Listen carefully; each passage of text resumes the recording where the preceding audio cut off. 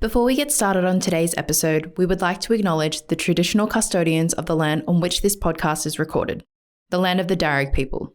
We would like to acknowledge and pay respects to our elders past and present and the next generation coming through. Now, onto today's episode. Welcome to the Level Asian podcast. If you're watching the video version, you can see that we're in a new studio finally. Yeah. Woo. A year in the making. Which means we're in our new office as well.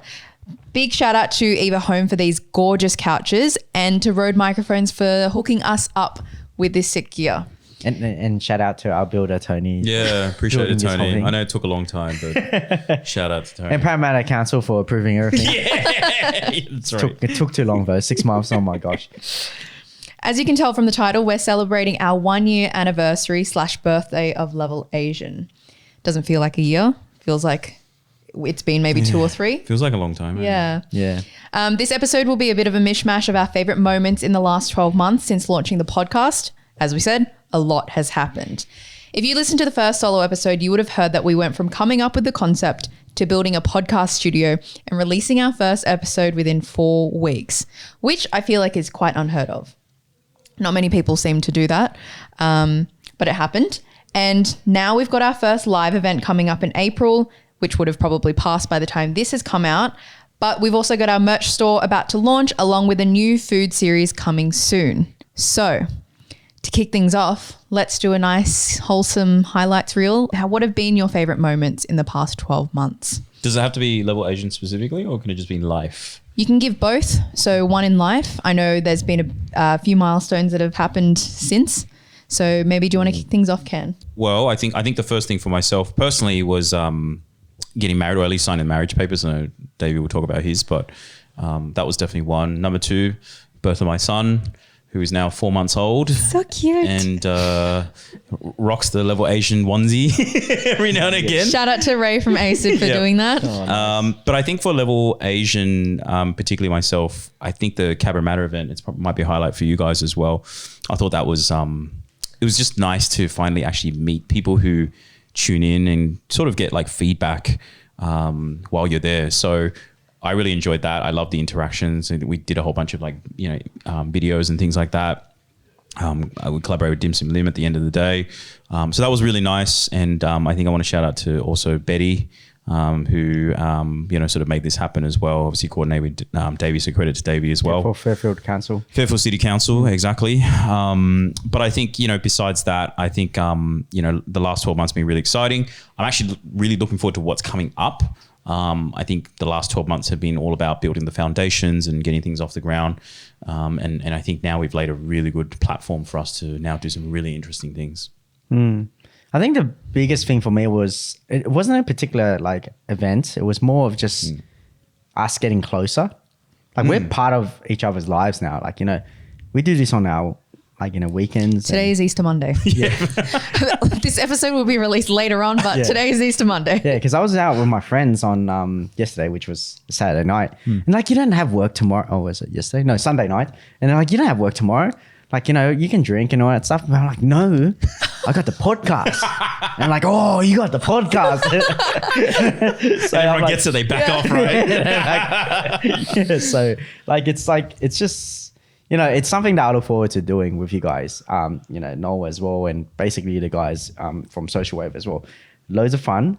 And we're just part of one big family here. So it's really fun and exciting to work on something together. And the crazy thing is that people actually like to see more of us and, our life and our opinions, which was pretty cool as well. Sometimes I'm just walking on the street and they're like, hey, you're from Level Asian. And I'm like, cool. Yeah, you don't know how to respond, right? Yeah, I don't know how to react. Awkward. But it's cool when they hear about the stories that we have and they're like, hey, I resonate with you. I can't believe that, some people have the same stories that we have. And it's so great to hear that, because then we can talk about our stories and have some sort of connection from the start. Yeah. So, even though we have different lives and different families and background, we all come together now and we talk about all our, not just issues, but the positive things that happen with our life, whether it's to do with being Asian or, just growing up as an immigrant family. And yeah, man, just makes us closer. So that's the exciting part for me. Yeah. Because I think when we were doing an Instagram call out, like I noticed some of the responses were, they weren't questioned. They were literally like statements going, hey, you guys seem really close. Like, what do you guys, like, what's the relationship that you guys have with each other? And I think we have something quite unique where, Davey, you and I, we have our own businesses, but we work out of the same building. We're also good mates. And then we've got our staff who are like, all, spend time together.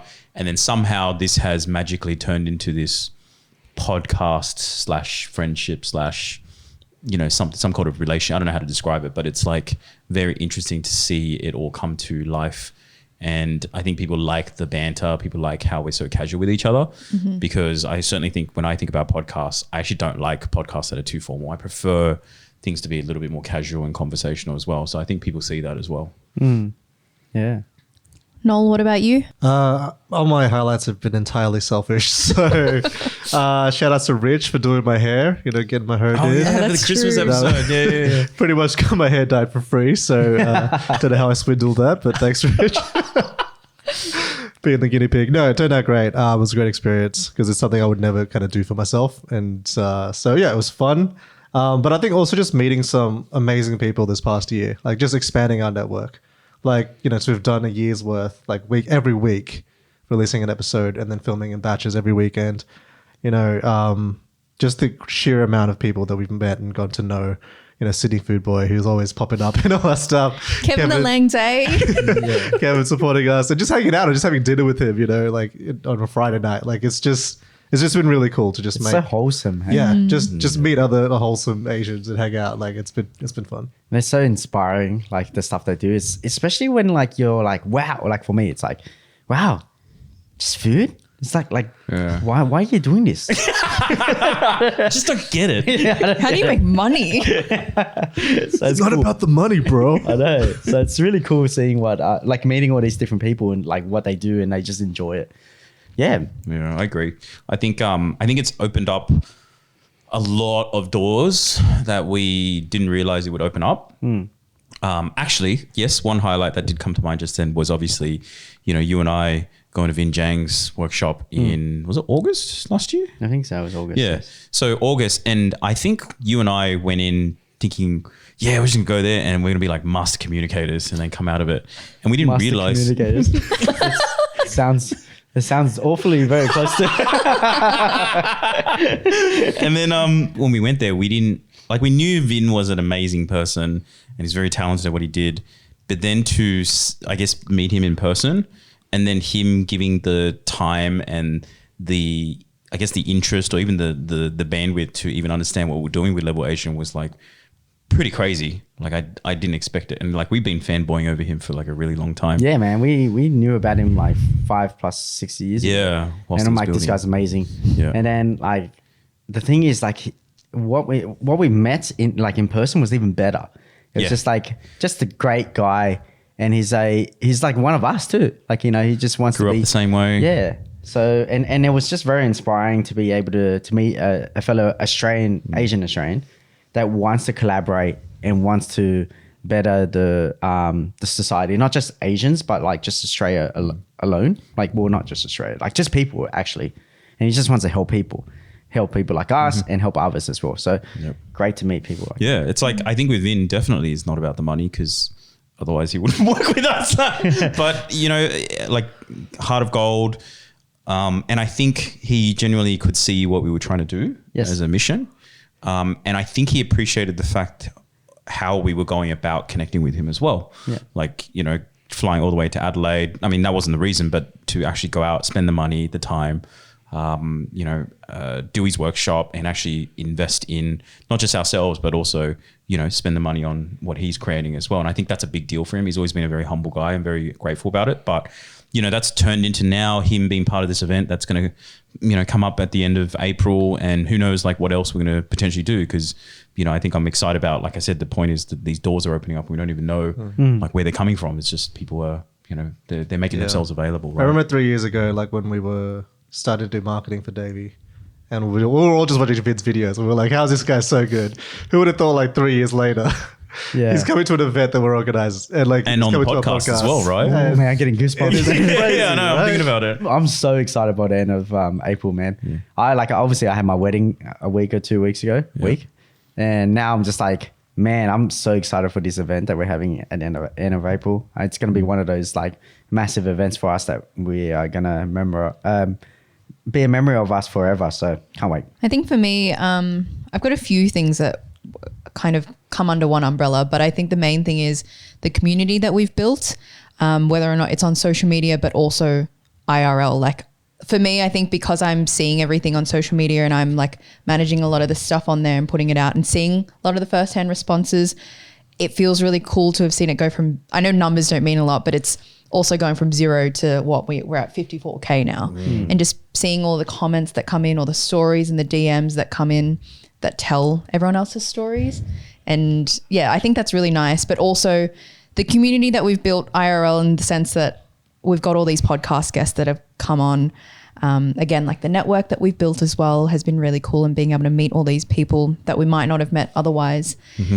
What was the other thing? I think also seeing our team grow has been really wholesome. Like everyone has come together and everyone gets really excited about Level Asian.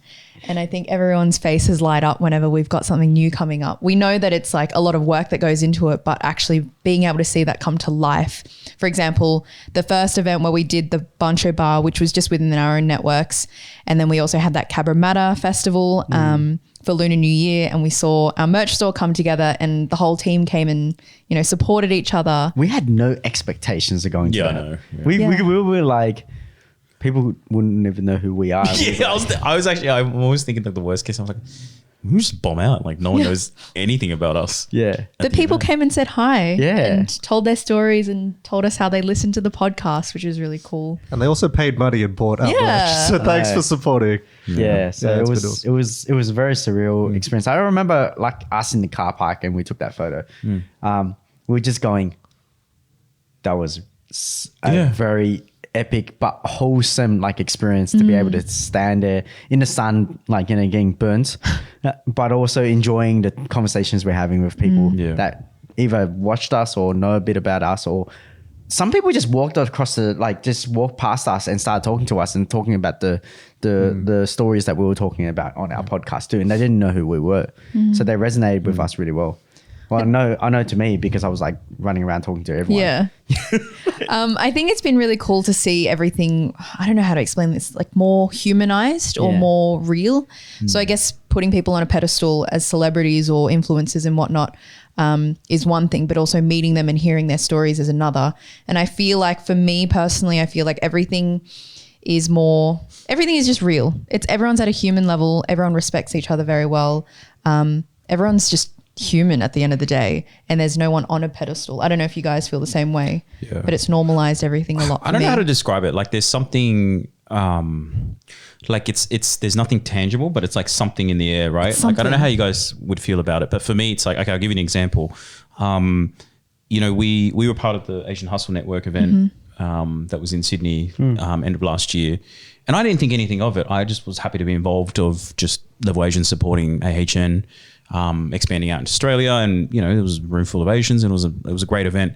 And then obviously us supporting got on the radar of Brian, who's the founder, and Brian reached out and wanted to have conversations, and without going into detail because it's obviously private conversations, but these are the little things that these doors that I'm talking about, and I don't know what it is, like it's just something, and it's actually really nice to hear it from someone like him who's much further along. I guess he's a few steps ahead of us in terms of what we want to achieve, and there's a lot of similarities.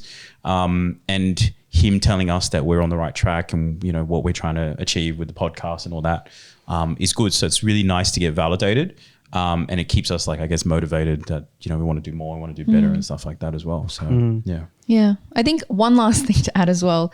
I think the higher level of validation from everyone, just from the wider community, and how supportive everyone has been is very, very wholesome. Like no one really has come up to us and be like, what you're doing is shit. Like you guys should shut it down now. Everyone has been like, yeah, this is really cool. I'm really glad that you guys are doing this, or they share stories, whether or not I'm, doing the networking events and we're going out to other events and talking to people, or it's just private conversations between friends and family or people I'm catching up with, it's really nice to hear them feel connected through our podcast. I agree, man. It's so good. But I also believe that like 12 months ago, we were sitting in this same room, shooting our first one, we had no expectations. And now it's gone to a point where we're in a new commercial space, renovated, all this free equipment. Sponsored. Sponsored equipment, yeah. Which is pretty cool. Yeah. And then now we're speaking to some really, really fascinating and cool people. And then getting to work out how they, got to where they went and what their goals are and being inspired by those people. And then speaking to people from the community and then listening to them and their stories about how they are trying to go through the same hardships that we went through and trying to get through it and finding that our stories and the people that we brought on are very inspiring as well, which is so nice. 100%. It's very nice to hear. This episode is produced and brought to you by Social Wave. Social Wave is a strategic content marketing agency helping businesses grow revenue using video, podcasts, and SEO. Head on over to socialwave.com.au to find out more. Now back to the show. I think that's very telling too, also just what's happened in 1 year. So much has happened in 1 year, right? Yeah, no, right. Let alone what's going to happen in this next year and the year after that. Yeah. So we actually have a lot of stuff coming up that we're working on. Do you want to share some big things that we've got coming up? I don't know if I'll share it all, because I'm a bit scatterbrained, but I think what I'm most excited about is definitely the event at the end of the month. I think I want that to do really well. And at this point in time, we've sold about 250 tickets, roughly 260. And it's going to sell out. We know it's going to sell out. And I'm just excited to have everyone come together just to experience, what we're trying to build here. So that's number one. I think number two is some of the new projects we've got coming up. We're going much heavier into YouTube. We want to do a whole YouTube food series where we interview, restaurateurs and chefs and people in the hospitality scene. And not just, showcase their food, but also their backstories as well. So think of it as like a, Level Asian podcast, but just obviously with, a food element to it. And we're in some early talks right now. I can't give too much details about doing some Level Asian food events, which would be really exciting. And I'm really excited to bring that to life as well. Plus, I think, we've laid the foundations. I think, we get a lot of DMs from people who say, hey, why don't you interview this person? Why don't you think about these topics and this? And I think, we are very conscious of it. It's not that, we're purposely only showing a certain part of the Asian community. I think it's one thing to say you should do this, but another thing to execute and do it. So the first year has always been about getting things right and building a presence for ourselves. And now we get to be much more, I guess we get to pursue things that are much more interesting as well and things that people want as well. So that's what I'm looking forward to. But yeah, you guys as well. Well, yeah, definitely the one at the event in April. But I'm very keen to build a strong community and do things with our community and see them. So Cabra Matter was one of those events for us that we went out there, met people from the community. I want to do a lot more of that. So I'm so excited to actually meet people face to face, talk to them about their problems and the things that they're going through, and then getting more ideas of how do I resonate with the community a lot more. So that's what I'm super excited with the YouTube series, but also with those face-to-face meetings that we get to have with people. But I'm always been the type of guy that likes to meet people face-to-face and talk to them and get to know them. So I'm very keen on the relationships we build. I think I can agree with that because it's, again, we're putting out these episodes every week, but it's you can't see anything from the receiving numbers. end. Yeah, exactly. Besides comments or anything like that.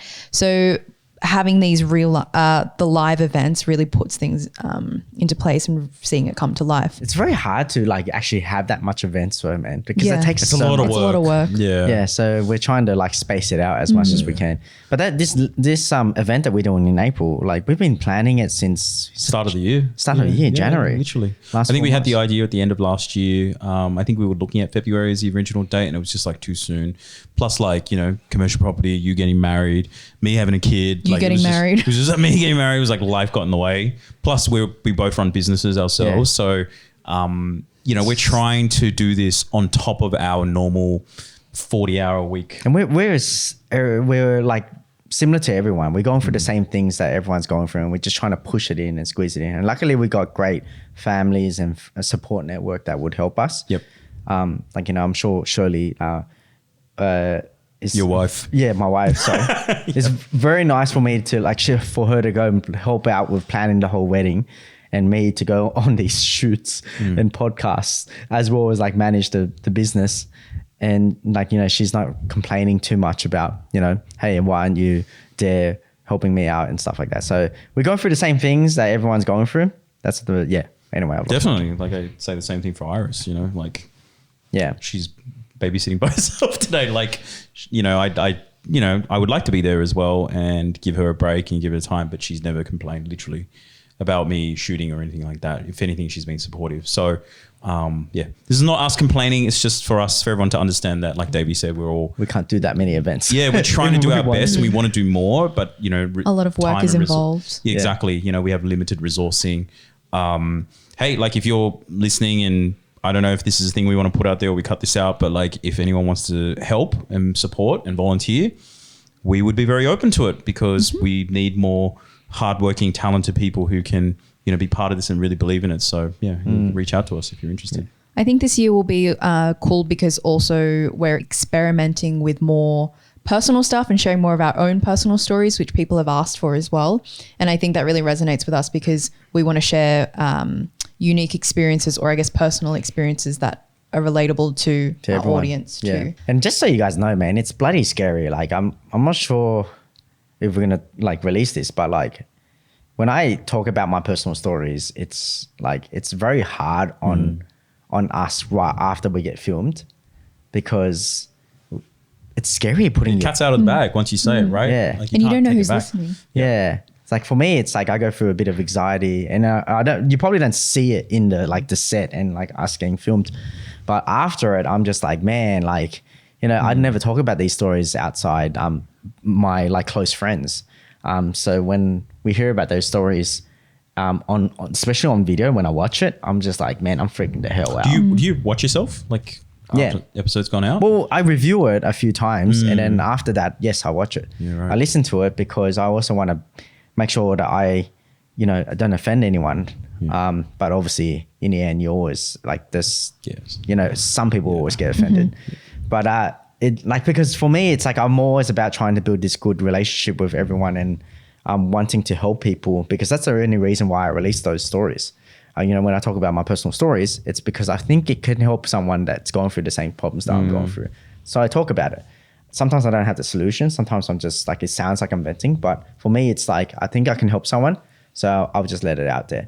But it's very hard on me. You know, Shirley deals with it a lot. She talks to me about it. But I just want to let you guys know that like some of these stories, it's not just me, but I'm sure all of you guys have talked about this. And then after it just felt very, I don't know what the word is. Vulnerable. Yeah. Yes. That's probably a word. That's the word I'm looking for. Yep. The time where my house got robbed and I'm like, oh man, I feel so vulnerable right now. That's how it feels. Yeah, that's the feeling that I feel. Like someone's been watching me. Yeah. You know, like I've been exposed. Yeah. And you feel like your hand, like or your whole life is in someone else's hands because they could be judging you. Yeah. But yeah, anyway, that's just some parts of how we're going through it. Yeah, But for sure. I think it's helpful for people because I hear some of the feedback, and then the feedback is like, hey, I didn't know that we're going through the same problems, even though I'm like, 10 or 15 years older than you, a different generation, but we still have the same problems of growing up. And like, it feels great to know that someone that grew up in the same place or in Sydney or Australia going through the same problems that we're going through. So, Definitely. But that also comes back to why Level Asian started too. You're sharing stories that people can relate to and feel safe with as well. Noel, do you have anything that you're excited about that's coming up? I'm excited about making different content. I think the podcast format's great, and I think, it's been awesome. But stepping things up with YouTube, but also going to new places, trying new things, having more fun. I think when we did the Chinatown crawl videos, that was really fun. It was just like us hanging out at night and, seeing Chinatown so lively and experiencing new food, and just being able to document that. So I think, having more experiences, creating new type of content and having a bit more fun. Well, we've got a Melbourne trip coming up. Yeah. Oh, yeah. Oh, wow. I forgot about that. Tickets are all booked and stuff. So much happening. Oh, my gosh. But yeah, Melbourne's coming up in June. Yep. I don't know. We'll throw around the idea of doing a meetup. Maybe we'll see how we go. But yeah, we're going there to film for about 2 or 3 days, just with a lot of our Melbourne guests who, obviously we would prefer to do it in person. So we're actually spending the money to get down there and we're filming. But I think, these are the sort of things that Noel was talking about. I would love to do more of them as well. A bit more travel. I know we're going to Singapore and Bali in September as well. So maybe a Level Asian content event there. So Yeah, we'll see how it hashtag goes. content. Yeah. So Level Asian isn't like a full-time gig, but it could be, guys. Just need more sponsors. Anyone out there who's looking to support this cause, feel free to hit us up. So we just wanted to say thank you so much to the community for supporting us and just really believing in this dream of making everything happen, because obviously without you guys, nothing would be possible. With all the content that you guys are watching, the likes, the subscribes, the follows, again, like we say, numbers don't really count, but in this case it does. So we want to thank you so much for all of your support. I think for me, it's like I didn't expect it to be so wholesome. So like, the people just stopping past and just saying thanks for this, or like the comments, because you guys share the comments to me as well. It's just been so amazing to be able to like experience that. So that's why I'm like, I want to be part of this and I want to keep continuing to do this. And I don't care if it like stays this size or whatever. I just enjoy this part. So thank you so much for me to be able to release those stories, because it's a therapy session for me. But it's also nice to like, hear that people are going through the same issues and hardships and problems that we're all facing. Yeah. So nice. So thank you very much for the support, guys. I think selfishly, and this is like a bit counterintuitive, I enjoy doing the podcast because it gives me some sort of, purpose in terms of the stuff that we're doing. But because it's helping people at the same time, that's great, because then it's like a win-win for everyone as well. So I think, I want to be very grateful for, people who, spend your time, tuning into this. Like there are hundreds of thousands of other podcasts and content you can consume, but you choose to listen to us, which I think, it's great validation for us. It motivates us as well. And to, Davey's point and Viv's point, it's it brings something very real for us to be able to do this, and then, be able to do even more. And I think that's what's keeping us going at the moment, obviously beyond trying to get sponsors, but we definitely want to do more. Of course, again, resources is limited, but we like know that we're going to do our best to make this sort of stuff happen. So we're really excited to see everyone over the next few years. What David was saying about vulnerability, I think when we get those DMs and people share their stories, and they're not just like quick messages. They're essays. There are essays. And I really appreciate people who are also opening up to us, who are pretty much strangers to you as well, and sharing your story. So I know it takes a lot of courage. So I appreciate everyone that's been vulnerable too in return. We're going to end this episode with a highlights reel of some of our favorite clips from the past year. Thank you for listening to the Level Asian podcast. Enjoy.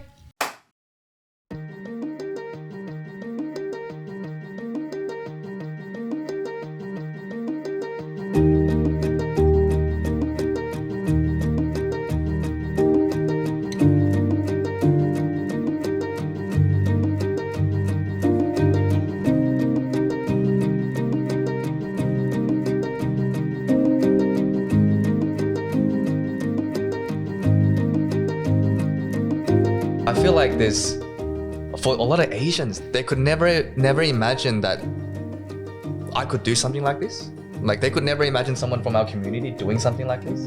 And I would have even my close mates going, bro, I never thought I'd see one of us. And they're not saying about us as friends, it's like us as Asians. Certain times when I had conversations with my mom and I was like, Mom, I'm a female. Why is it that I need to get married? to be me, to validate who I am. My purpose is to lead for the younger generations, for my students, for myself, to show them that there's a different pathway, and that's empowering. I'm Asian Australian. I've never called myself that before. I am now, because there is an environment that could do that. I can comfortably call myself that without having people doubt me, talking me down. Regardless of how we progress, change is generational. It may not happen in our lifetime, but if there's one thing that we could be proud of, all of us, is that Asian Australian identity is not just alive and well, but it's going strong. Every time I went out, my mum would say, "What time you come home?" And I'd be like, 10. And she'd be like, "Make sure you come home at 10. We wouldn't come home at 10. 10:01. It starts off softly. "Hi, where are you?" 10. 10.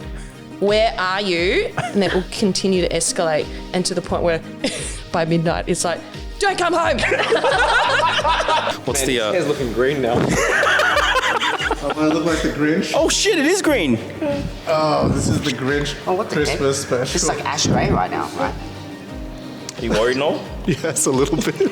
One guy in school, he's Fijian and his hair was like curly as. I've never cut curly hair before because obviously it's a different texture. He had my back throughout the whole years. I remember every single fight we had, he would jump in and have my back. And I gave him the most ugliest haircut because I couldn't even get my comb through his hair. Every time I get it through, it's just like stuck. So I'm like, ooh. And he used to be like, "Oh, Rich, I love it." But I knew he didn't like it because the next day he would come in with a fresh haircut. My dad used to stress this a lot. You have to eat at the dinner table with the family. When I started doing this food vlog stuff, I didn't eat at home as much anymore. And my dad was a little bit pissed off about that. He was still pissed off, even though you. Yeah, he's like, "Where are you, man? Like, how come you're not at the family dinner?" I did meet this other mixed race girl when I was younger. And I remember going, "Oh yeah, somebody else like me." You know, I think I must have been 8, 9, 10 or something like that. She didn't want to have anything to do with me, right, at all. And at the time I was incredibly hurt by that because I thought, hey, we're the same. It was years later I bumped into her and we had a conversation about this. And I was like, I felt very rejected by you when we were kids. And she said to me, "I was just trying to survive, honey." If you could have like knowledge, right? This highly connected, organized network of knowledge where different things are important for different contexts and there's omnidirectional relationships and fluidity of this, this amorphous structure of knowledge, okay? The best way to do that would be like cerebrally link together, like, the Avatar tales, like, But that's Professor X stuff, right? Yeah. But that's also how they reproduce, right? Yeah, it is. The method of transfer doesn't have to be the same. I think one of the first moments where I felt different was actually in childhood. My Hamoni and Habuji, my Korean grandparents, actually moved over from Seoul. They helped raise us. They made this amazing bibimbap, and everyone else has a paper bag with white bread and ham and cheese. And all I wanted in this moment, when everyone's starting to make fun of me, is to just have a white bread sandwich. And I just felt so much shame. I remember throwing that away and going and buying a sandwich from the lunch line because I just wanted to fit in. My sister and I both married non-Indians. I think I was about 27 at that point, and he was just like, "You're not getting any younger? Any chance you want any help with that?" I remember there was one guy that they wanted me to fly to Canada to go and have a look at. Have a look at. And I was just no.